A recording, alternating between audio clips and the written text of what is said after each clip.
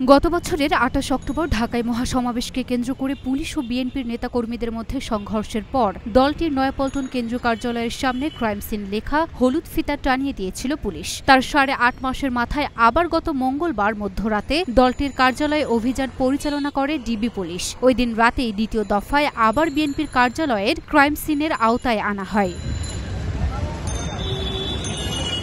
বৃহস্পতিবার সরেজমিনে দেখা যায় বিএনপির কার্যালয়ের প্রধান ফটকে তালা ঝুলিয়ে দেওয়া হয়েছে। একই সঙ্গে কার্যালয়ের চারপাশে বাঁশের খুঁটিতে ক্রাইম সিনের হলুদ ফিতা টানিয়ে দিয়েছে পুলিশ। আর কার্যালয়ের দুই পাশে অবস্থান নিয়েছে আইনশৃঙ্খলা বাহিনী। রাখা হয়েছে পুলিশ ক্রাইম সিনের গাড়ি।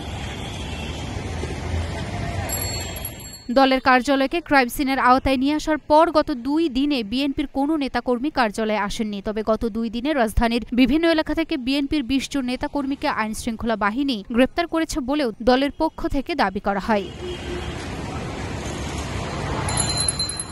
মঙ্গলবার অভিযান শেষে ডিএমপির অতিরিক্ত কমিশনার হারুনার রশিদ দাবি করেন, বিএনপির কার্যালয়ের ভেতর থেকে শতাধিক ককটেল, ৫-৬ বোতল পেট্রোল, ৫ শতাধিক বাঁশের লাঠি ও ৯টি দেশি বিদেশি অস্ত্র উদ্ধার করা হয়েছে। লুনা আফরোজ, নিপা, ঢাকা পোস্ট।